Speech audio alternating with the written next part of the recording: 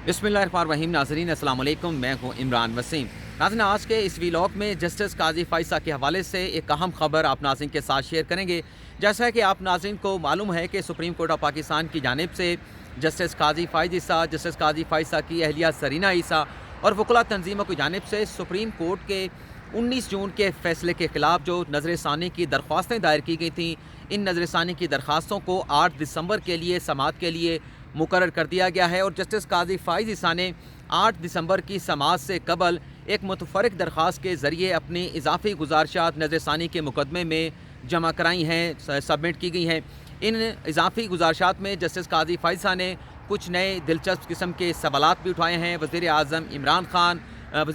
ख़ान के मुशीर शहज़ाद अकबर और कुछ वफ़ाकी वज़रा हैं और मुआवनीन ख़ुसूसी हैं वज़ीर-ए-आज़म इमरान ख़ान के, उनकी फ़ौरन जो प्रॉपर्टीज़ हैं उनका भी ज़िक्र किया गया है। जस्टिस काजी फ़ाइज़ा ने अपनी इन इजाफ़ी गुज़ारिशात में एफ़बीआर के दायरा अख्तियार पर भी सवाल उठाया है। एफ़बीआर के जो कमिश्नर हैं ज़ुल्फ़िकार अहमद, जिन्होंने जस्टिस काजी फ़ाइज़ा की अहलिया की लंदन जायदादों के मामले की स्क्रूटनी की थी, तहकीकात की थी, इंक्वायरी की थी। इंक्वायरी करने के बाद एक ऑर्डर एफ़बीआर की जानिब से पास किया गया था। उनके दायरा अख्तियार पर भी जस्टिस काजी फ़ाइज़ा की जानिब से सवालात उठाए गए हैं। तो ये जो इजाफ़ी गुज़ारिशात जस्टिस काजी फ़ाइज़ा की जानिब से सुप्रीम कोर्ट में जमा कराई गई हैं, इसकी तफ़सीलात आप नाज़रीन के साथ मैं शेयर करूँगा। नाज़रीन, 31 सफ़हात पर मुश्तमिल जस्टिस काजी फ़ाइज़ा की ये इजाफ़ी गुज़ारिशात हैं, जिसमें 62 मुख्तलिफ़ पॉइंट जो हैं वो जस्टिस काजी फ़ाइज़ा की जानिब से उठाए गए हैं। पहला जो नुक्ता उठाया गया है इस दरख्वास्त के आगाज़ में, वो एफ़बीआर के कमिश्नर ज़ुल्फ़िकार अहमद की अपॉइंटमेंट के हवाले से है, जिन्होंने लंदन जायदादों के मामले की इंक्वायरी करने के बाद रिपोर्ट सुप्रीम जुडिशल काउंसिल में जमा कराई थी। जस्टिस काजी फ़ाइज़ा अपनी इजाफ़ी गुज़ारिशात में ये कहते हैं कि सुप्रीम कोर्ट का जो हुक्म था 19 जून का, जो मुख्तसर हुक्मनामा जारी किया गया था, उसमें ये किसी जगह नहीं लिखा गया था कि लंदन जायदादों के मामले की इंक्वायरी जो है वो इस्लामाबाद में की जाएगी। जस्टिस काजी फ़ाइज़ा ये कहते हैं कि मेरी अहलिया का जो टैक्स रजिस्ट्रेशन नंबर है वो कराची का है, तो वो कहना ये चाह रहे हैं कि अगर तहकीकात होनी भी चाहिए थी तो वो कराची का जो एफ़बीआर का ऑफ़िस है वहाँ पर होनी चाहिए थी। इस्लामाबाद में इस किस्म की तहकीकात नहीं की जा सकती थी। लेकिन चूँकि ये तहकीकात इस्लामाबाद के कमिश्नर ज़ुल्फ़िकार अहमद ने की हैं, तो लिहाजा इस किस्म की जो इंक्वायरी की गई है ये इल्लीगल है, इसकी कोई लीगल हैसियत नहीं है। जस्टिस काजी फ़ाइज़ा की जानिब से ये भी कहा गया कि जिस तरह से ज़ुल्फ़िकार अहमद को इस सारे मामले की इंक्वायरी सौंपी गई है, जो पहले ही उनकी अहलिया और बच्चों की लंदन प्रॉपर्टीज़ के हवाले से वफाकी हुकूमत को शहज़ाद अकबर की डायरेक्शन के ऊपर अपनी ओपिनियन दे चुके हैं, तो लिहाजा वो तो डिस्क्वालीफाई करते थे, वो इस सारे मामले की इंक्वायरी नहीं कर सकते थे। ये भी कहा गया है जस्टिस काजी फ़ाइज़ा की इस इजाफ़ी गुज़ारिशात की दरख्वास्त में कि मेरी अहलिया जो एफ़बीआर में पेश होती रहीं, जो नोटिस जारी किए जाते रहे एफ़बीआर की जानिब से, लेकिन एफ़बीआर के कमिश्नर ज़ुल्फ़िकार अहमद की जानिब से मेरी अहलिया को हेयरिंग का एक मौका भी नहीं दिया गया। जबकि सुप्रीम कोर्ट ने जो 19 जून का मुख्तसर फ़ैसला जारी किया गया था, जो डिटेल जजमेंट भी जारी की थी, उसमें वाज़े तौर पे लिखा था कि जब ये इंक्वायरी होगी लंदन जायदादों के मामले पर तो एफ़बीआर मेरी अहलिया को बुलाएगा, मेरे बच्चों को जो है वो तलब किया जाएगा। लेकिन ऐसा कोई मौका मेरी अहलिया को फ़राहम नहीं किया गया और हेयरिंग का मौका दिए बगैर एक ऑर्डर जो है वो पास कर दिया गया, जो कि इल्लीगल है और उसकी कोई कानूनी हैसियत नहीं है। आगे चल के जस्टिस काजी फ़ाइज़ा कहते हैं कि जिस अंदाज से एफ़बीआर ने नोटिस सर्व किए मेरी अहलिया को, और वो नोटिस जो हैं एक इन्वेलप से निकाल के मेरी जो रिहाइशगाह है, ऑफिशियल रिहाइशगाह जजेस इनक्लेव में, उसके गेट पर चस्पा कर दिए गए। इससे मेरी तज़लील की गई। मैं कोई एब्सकॉन्डर नहीं था, अदालत का इश्तिहारी नहीं था, किसी अदालत में मेरे ख़िलाफ़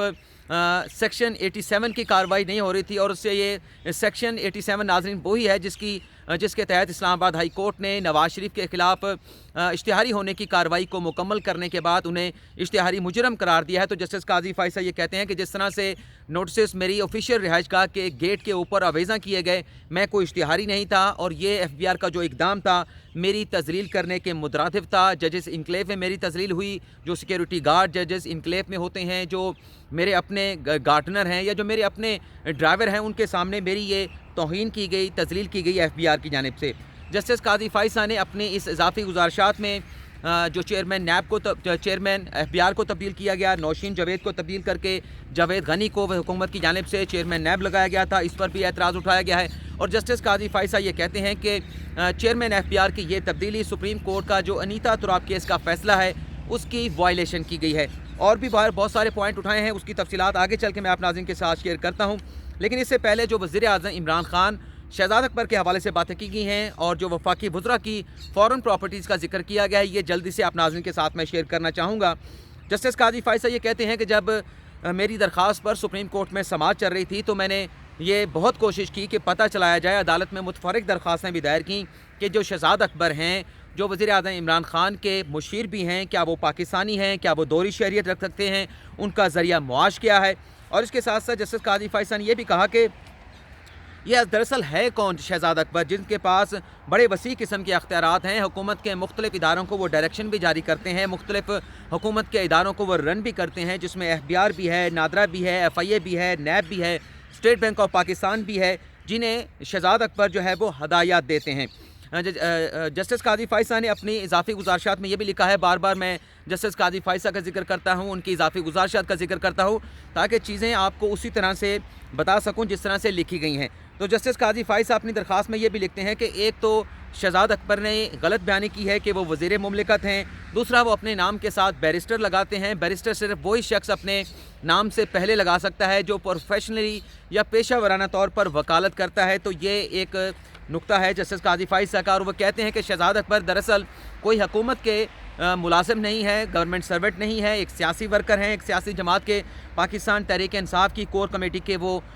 ممبر ہیں۔ تو لہٰذا وہ کس طرح سے ایک سیاسی ورکر جو ہے حکومتی اداروں کو چلا سکتا ہے، وہ غیر منتخب بھی ہیں، عوام کے نمائندے نہیں ہیں۔ لیکن جسٹس قاضی فائصہ یہ کہتے ہیں کہ شہزاد اکبر بڑے ہی طاقتور ہیں، ان کے خلاف کسی میڈیا پر کوئی خبر نہیں چل سکتی۔ اس نظر ثانی کی درخواست میں نئی اضافی گزارشات میں جسٹس قاضی فائصہ نے جو ایک اہم نقطہ اٹھایا ہے کہ نظر ثانی کی درخواستوں پر لائیو سماعت ہونی چاہیے، کیونکہ حکومت کے جو آفیشیل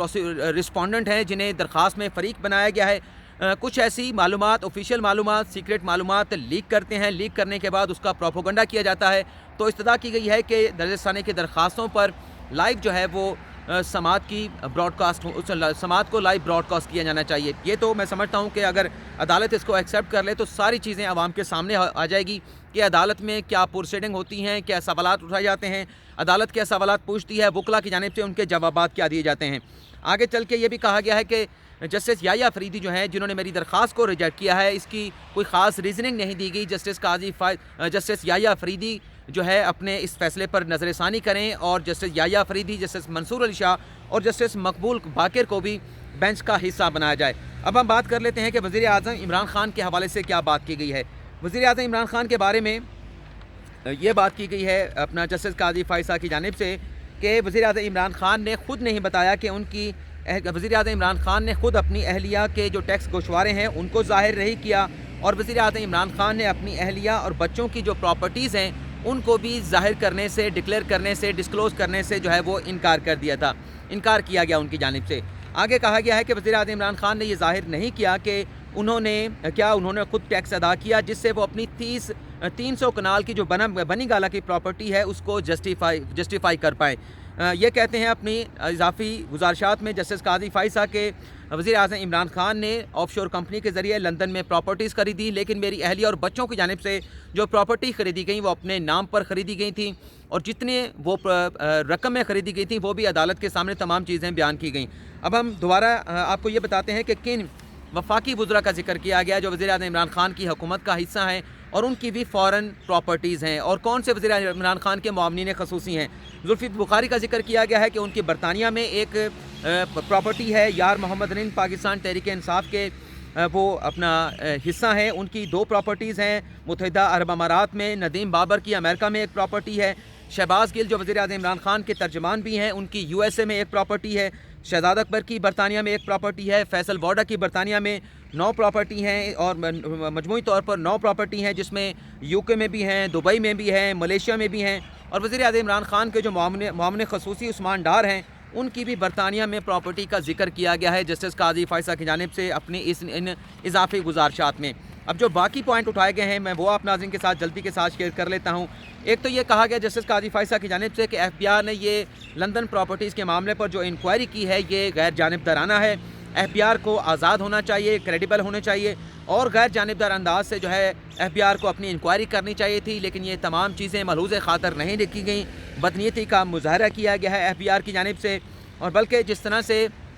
चेयरमैन एफबीआर को तब्दील किया गया, इसे भी क्वेश्चन किया गया। और ये जस्टिस काजी फाइसा ये कहते हैं कि जो रिपोर्ट थी मेरी अहलिया और बच्चों की लंदन प्रॉपर्टीज़ के हवाले से, उसकी ना कॉपी मुझे दी गई ना मेरी अहलिया को दी गई, लेकिन वो कॉपी मीडिया को लीक करके एक प्रोपेगेंडा जो है वो किया गया। इसी तरह से कहा गया कि जो रेफरेंस की कापी थी वो भी मुझे ना उस वक्त के चीफ जस्टिस की जानिब से फ्राहम की गई। सदर मुमलिकत को 3 ख़त लिखे गए, सदर मुमलिकत की जानिब से भी वो कॉपी रेफरेंस की कापी हमें फ्राहम नहीं की गई। और आगे चल के जो 19 जून का फ़ैसला है उस पर यह एतराज़ उठाया गया है कि जो मेथडोलॉजी अडॉप्ट की गई है सुप्रीम कोर्ट ने 19 जून के फ़ैसले में जो मेथडोलॉजी अडॉप्ट की कि एफबीआर को ये मामला भिजवा दिया, एक टाइमलाइन अदालत की जानिब से मुकर्रर कर दी गई। ये ऐसी टाइमलाइन है, एक ऐसा नया तरीका अदालत की जानिब से निकाला गया जो कानून के बरखिलाफ़ था, और इससे एग्जेक्टिव को मौका दिया गया मुझे टारगेट करने का। और ये भी कहा गया कि ये जो प्रेसिडेंट अदालत ने कायम की है ये इतनी ख़तरनाक है जो पूरी अदलिया का जो ढांचा है उसको ख़तरे में डाल सकती है। और चेयरमैन एफबीआर के साथ जो जुल्फ़िकार अहमद कमिश्नर है उनके हवाले से ये बात की गई है कि उन्होंने जो एजेंडा था मुझे सुप्रीम कोर्ट के जज के हटाने के हवाले से गैर जानिबदाराना अंदाज में उन्होंने तहकीकात नहीं की, बल्कि इसी एजेंडे को जुल्फ़िकार अहमद कमिश्नर की जानिब से आगे बढ़ाया गया। और भी दर्जनों कमिश्नर थे एफबीआर के, लेकिन उन्हें ये तहकीकात नहीं सौंपी गई, इंक्वायरी नहीं दी गई, तो ये भी एक बदनीयती थी। जस्टिस काजी फाइसा ये कहते हैं कि आइन का आर्टिकल 177, 193 जो सुप्रीम कोर्ट और हाई कोर्ट के जजेस के हवाले से है, उनकी क्वालिफ़िकेशन के हवाले से है, उसमें भी किसी जगह ये नहीं जिक्र किया गया कि कोई अगर सुप्रीम कोर्ट का जज होगा, हाई कोर्ट का जज होगा, वो अपने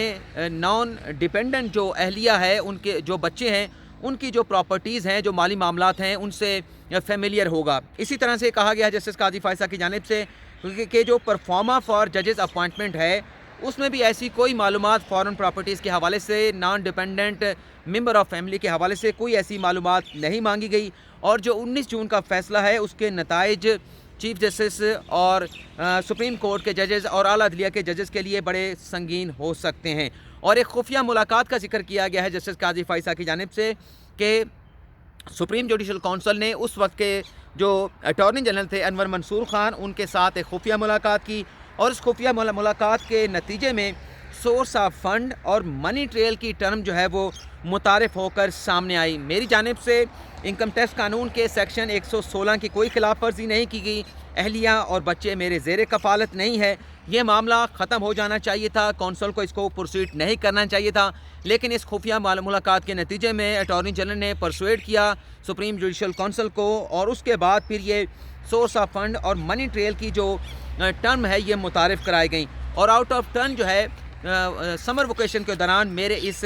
केस को सुना गया। जस्टिस साबिक चीफ जस्टिस आसिफ सईद खान खोसा के कंडक्ट पर भी काफ़ी ज़्यादा जस्टिस काजी फाइसा ने ये सवालात उठाए हैं, और जस्टिस याहिया अफरीदी ने जो डिसमिस की थी जस्टिस ईसा की दरख्वास्त, उसे भी रिव्यू करने के हवाले से ये दरख्वास्त में इस्तदा की गई है जस्टिस काजी फाइसा की जानिब से। तो मुख्तसर 13 मिनट की वीडियो में मैं इतना ही आपको बता सकता हूँ, लेकिन अगर डिटेल में सारे 31 सफ़ात की जो इजाफी गुज़ारिशात हैं उन्हें अगर तफसील के साथ आपको बताएं तो शायद ये वीडियो 1 घंटे से ज़्यादा हो जाए। लेकिन ये ख़ास चीज़ें जो मैंने डिवेल रीडिंग की है ये आपके साथ मैंने नाज़रीन के साथ शेयर की है। फ़िलहाल आपसे इजाज़त चाहते हैं। अल्लाह हाफ़िज़।